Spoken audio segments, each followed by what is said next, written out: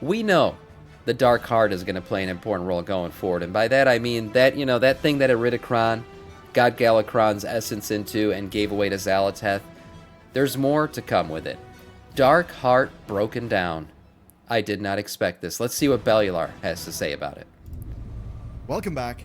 In effect, the war within has just began. The Dark Heart patch is screaming something at us that Alleria is key to Void's plan. That she may be Void's plan. Like when everything is primed and ready to blow, that she is the ignition. And all of this is blasting out of a relatively short but very engaging... I just want to recall for you guys the memory of... if you guys don't remember the Visions of N'Zoth when we did them back in BFA, do you guys remember there was a vision in Stormwind where Alleria has basically been unlocked, like she's lost her damn mind, gone full void, and she's literally wiped out Stormwind on her own. If you guys remember, and she killed Tyrellian, and she's basically torturing her son in the cathedral, pulling him into the void. Like that was how that whole scenario played out. What were those things? Were visions of the truth? What is to come, or something later? If you remember, I'm just saying that vision might play a role going forward because yes, Alleria seems very key to some of the Void's plans. Relatively short but very engaging patch 10.2.7 questline. So today I've got the biggest takeaways and the even bigger implications. Ethereals are back in a big way. Locus Walker is maybe more powerful than he's let on, and Zalath has made her first open move as the Harbinger. The War Within is getting major foregrounding, and there is a lot to unpack, just like there will be a lot to unpack from the box you get from the today's sponsor. HelloFresh, who I have been a customer of since 2019, and the reason is simple. I eat better, I eat tastier. I gotta give it to Bellular. He's got good sponsor transitions. He does. Food waste, and I save money, which is a lot of really nice benefits. And if you also want those benefits, go to HelloFresh.com and use code BellularSweet to get a free dessert for life. Yes, each box that you get will have a free dessert item for the duration of your subscription, which is Bellular Sweet. Just click the link down below and that's the code. Now, your box will contain meals that you have selected from the weekly menu, and you can do it super easy in just a few seconds on the app. So for 45 options a week. I always go for the quick meals, like to say this delicious Chipotle corn and black bean soup. It was so damn tasty. That does look good, actually. Their quick meals are great. They're often one pot. They will even sometimes have pre-chopped ingredients, so they're very, very quick and easy to put together. And for me, it's literally faster than ordering in food. It's cheaper than that. It saves me time shopping for groceries. And really for me, it removes cognitive load. And it means that I actually eat new things and consistently cook. And the man is min-maxing life. There you go. Keep that skill set going. So for me, the cost-benefit analysis of using HelloFresh is a total no-brainer, and it's also a rather sweet one, given their free dessert for life offer that they're running right now if you go to HelloFresh.com and you use code BellularSweet, which, yes, will get you a free dessert item in each box while you're subscribed. For the whole duration of your subscription. It's code BellularSweet. Thanks to HelloFresh, and let's go. So here's the deal. Khadgar wants... Yeah, while I'm wearing my glasses. I need a glasses sponsor if any of you are watching. ...to hunt down the Harbinger. And remember, we know that the Harbinger is Zalath. We know all of this from BlizzCon, but our characters in Azeroth do not. So, Khadgar gets his best hunter, Alleria, on the case. But that's not just it. He, of course, knows of her connection to the Void. Right. He needs her to find the Dark Heart, which he speculates to be a prototype of the Dragon Soul that Neltharion ended up abandoning. Now, a quick lore recap there. So, the inspiration to make the Dragon Soul, that was given to Neltharion by N'Zoth, and the Dragon Soul was meant to be this receptacle of immense power, enough to hold the essences of 5 Dragonflights, and it played a really, really big role during the War of the Ancients, and later, of course, in the Cataclysm expansion. We used it to Kamehameha, basically. Thrall used it against Deathwing. Yeah, so it was a big Dark Heart, piece. then, is a similar item that was in Neltharion's Keep. Now, during the Dragonflight expansion, Iridikron found So if you're comparing it to the Dragon Soul, it's an item essentially that can hold power to later be used in an ultimate, I don't know, beam release or something. What could they be using it for then? Because that was what the Dragon Soul was used for. It essentially created... It banded together all the Dragonflight's powers and was able to use them in a cosmic beam, right? So maybe there's going to use some Void. It's like a Void Dragon Soul item, maybe. On the Forbidden Reach, he later used it as a key to Aberrus, and then it was brought back in time to suck up the essence of Galakrond. And as one prophecy put it, quote, "A hunger lost to the ages will be reclaimed." That hunger, of course, is whatever was within Galakrond. Right. And that power, of course, will become very relevant indeed in the next expansion. So, Alleria is on the case. She jumped... Don't forget, like, Iridikron knows about this hunger, right? He talked about it. Look at his reflection in this thing. But he talked about it when he was talking with Viranath, right? When they met up and she was like, "Oh, you're going to trust the void?" And he shot back with a pretty badass line. He was like, "I don't trust the void. I trust its hunger." And which was, yeah. So, I mean, clearly he knows that hunger from Galakrond is going to be used to do something. Now, remember, his goal is to bring down the Titans. Call down the Titans from the Pantheon because he thinks he can beat the shit out of them if he does that. What his plan is when they arrive, I have no idea, but he thinks he can defeat them, and he thinks that this hunger is going to be a way to get them to bait them out, basically. Of course, will become very relevant indeed in the next expansion. So, Alleria is on the case. She jumps through void portals to Locus Rift, which is where the Rift Walkers have reported void anomalies throughout Azeroth. But as soon as they show up to investigate, suddenly it's all clear and everything looks fine. And that's the problem. Alleria is never quite on time until she finally figures out how to get ahead of their target, and that is where the whole madness comes in. So we find Shadowguard Ethereals at the gates to Ulduar. They have a huge cosmic void portal that's leading straight to Eridath. Now, Eridath is where Alleria fully committed herself to the void by absorbing Lura, a Naru who had fallen into its void cycle. And of course, that portal was there for a reason, and Eridath is a trap. What's actually happened is Zalath has set up a bit of a trial for Alleria, one designed to test just how in control of the void Alleria is. That's right. Now, before we continue, there's a very important part. The caterpillar has become the butterfly. That was Zalath's line when Alleria completed that quest line. Part of the Legion expansion that you've got to know about. So, whenever the priest, who of course was wielding Zalath, back when Zalath was, in a dagger, whenever the priest went to Argus and then went to the city of Eridath and did the dungeon seat of the Triumvirate, at the end of that dungeon, of course, Alleria absorbed Lura. What matters here, though, is that when that happened, Zalath whispered to her wielder, "The caterpillar has become the butterfly. Look at me. She I'm is ahead of all this shit. but ours now." And I think that really does show that Alleria is key to Zalath's plan. I suppose the idea there, caterpillar turns into a butterfly, and then the butterfly has got a very important job to do before, it no longer needs to be a butterfly and can be dead. And I think a bit of that analogy is that Alleria is the butterfly, and what's going to happen?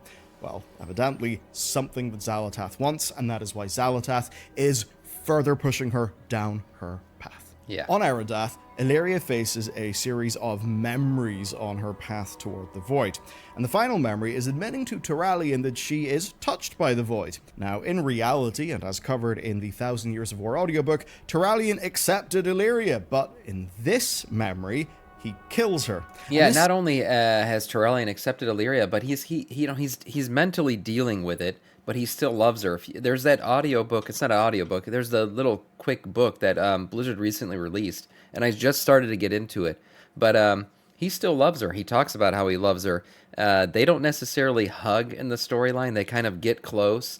And Alleria talks about how she wants to embrace him so badly, but she's kind of worried about what would happen if she did. But Turalyon seems more willing to embrace her than she does him in those moments. And it was actually a side of Turalyon I haven't seen. I thought he'd be more like anti everything she's doing, but he really does support her in what she's doing because he feels like she's doing it to save the world. He's just worried. He's worried about her ability to control it. He's worried about everything that's happening with her and what's going to happen going forward. Sends Alleria rather spiraling. Her weakness essentially is revealed. It is rejection by her family. So it's back to Locus Rift. So that vision's just created by Zalath. There's nothing true to it. After this horrible business has happened, and there we find the armies of the Harbinger have attacked, including Void Elves, Dark Lost Draenei from Argus, and the Shadowguard Ethereal. But throughout Locus are the spirits of some interesting yet minor background characters. They are mortals that Zalath used and abused on her path. Yeah, if you haven't read that book yet, it's a short story. It's not a book. It's a short story that you can read for free.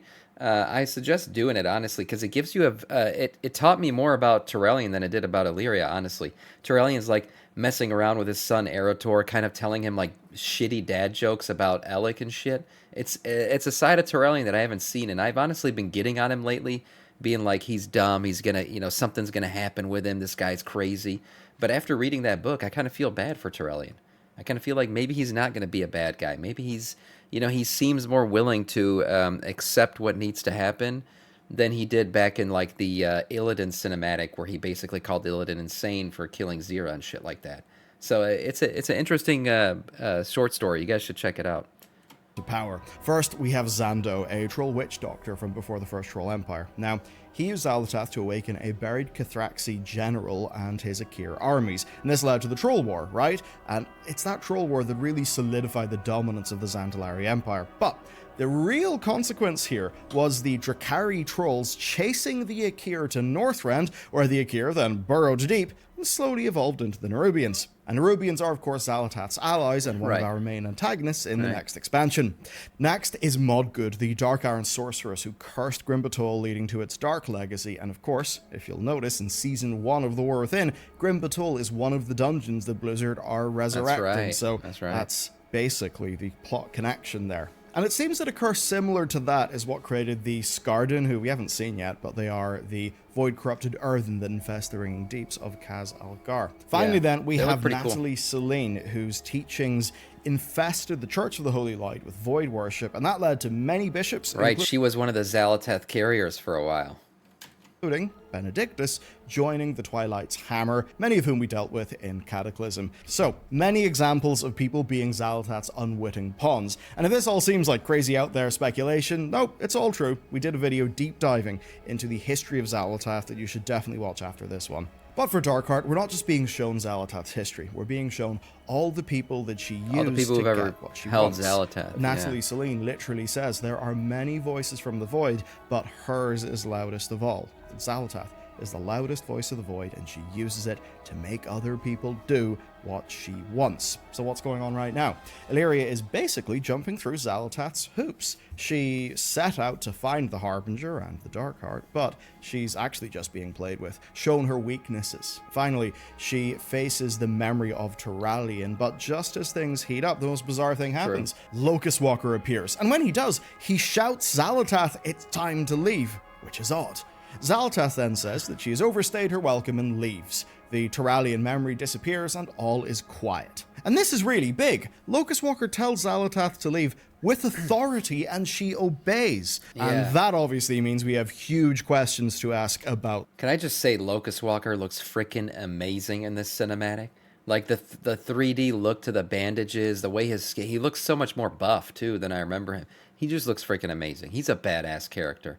And the way he chuckles at Zalath calling herself the Harbinger, it's freaking, like, he doesn't fear her at all. The way he talks about her, he's like, oh, Harbinger, is that what she calls herself now? Like, he considers her almost a joke.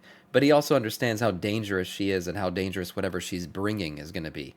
So, at the same time, he's just a cool character all around. Locus Walker. So let's talk about him. Locus Walker tells Alleria that she is unbalanced, that she needs to accept who she is, or she'll lose everything she loves. That's pretty much the same thing that he has been telling her since they first met when Alleria fought alongside the Army of the Light. He essentially preaches that she is of the Void now, but she does not have to lose herself to it, she has to control it.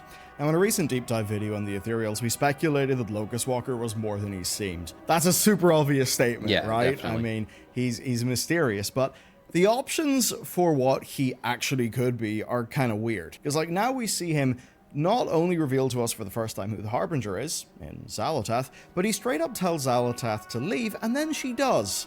So, how does Locus Walker have so much knowledge of the Void? Zalath clearly knows who he is, right? I mean, they clearly interacted before in the past. But the fact that he says be gone and she does leave, that's pretty interesting.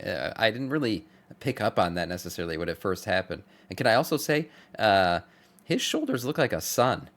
I just noticed that. Look at the basically the look of this around his neck. Doesn't that look like a sun or something? I don't know. That seems very light-esque to be on his armor, but it could be something else. I don't know. Maybe I'm looking into this too much, but it does look like the sun, most definitely.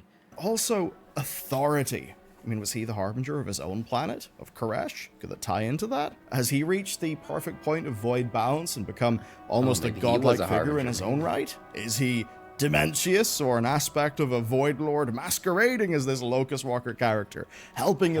He could be like a Sauron, like a Sauron when he basically was freaking...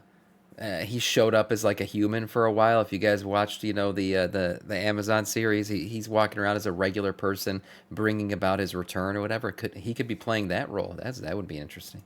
Alleria walk a path towards total Void domination. As we've established, Alleria is key to Void's plan, and whether or not she can master what she has inside maybe isn't the point. The point is more, I think, that she's primed and ready to do whatever. Also, he has skulls on his belt. What the hell? I've never paid attention to his armor because I've never seen him this well animated before. What the hell are these? He's got like 3 skulls on his belt. He's got a book. I mean, he seems like he's always studying the Void. What the hell are these? And he's got some interesting armor. I think that she's primed and ready to do whatever Void needs her to do. She's been set up, now she just needs to fall, and it does seem that a lot of that fear and doubt will somewhat guide her character in the next expansion from the snippets that I've seen. And then Locus Walker, he's been there at literally every fundamental step, guiding her towards his vision of the Void, one of balance and control. So whose side is he on? What's actually happening? I mean, the point is, Alleria's key to Zalath's plan, Locus Walker got her there, and he probably has something in mind for Alleria himself. And I suppose with this, we gotta talk about the overall saga, because by quest's end, we're actually no closer to the Dark Heart, but at least everybody knows who the Harbinger is. It does kind of make me consider something. These quests will sort of need to be slow. It'll need to tease out the details. Darkheart is the final patch of Dragonflight. In reality, of course, it's the beginning of this whole World Soul saga. It's the pre-patch of the World Soul saga. So it's saga. something so mighty. I think you need more than the traditional pre-patch. And I suppose what we're seeing here today feels as grounded and self-evident as a big cosmic story of this scale actually can be, and that it really is rooted in these characters. But again, we only just got to scratch the surface on this topic. I do think, though, this is pretty much extremely key stuff. But what I do appreciate is that when Alleria continues to grapple with all of this stuff in War Within, it's not going to seem like a big out-of-left-field thing for us as players, because we've actually played somewhat of a prologue, right? So I think that is a pretty big leveling up in Blizzard storytelling. Anyway, there is further reading in this, and luckily for you, we've got 2 huge videos you should check out next. One is detailing the entire history of Xal'atath, and the other is detailing the fall of Koresh, which appears to be the same doom that our planet now faces. And if you subscribe to the theory that Locus Walker is perhaps the harbinger of everything that happened in Koresh, then maybe you'll appreciate that video even more. Anyway, that's it for me. It's interesting. Please do let me know what are your big theories on this. I would love to hear, love to read them down in the comments. With that said, thanks to HelloFresh for sponsoring today's video, and I'll see you next time. That's a great video. Man, Locus Walker being a previous Harbinger, that would make more sense in terms of like the way he laughed at herself. He goes, Xal'atath Harbinger, is that what she's calling herself now? That whole line would make more sense if he used to be the Harbinger or the right-hand man of Dementius or whatever, whoever's coming. Those are some interesting thoughts for sure. Locus Walker is a pretty badass character, and I feel like the more we learn about him, the more we hear about him, the more badass he becomes, most definitely. So I'm interested to see where this goes. They gave us a drip feed of things to come in the War Within, and I have to say, I want more. That's what I want. I want more, that's for sure.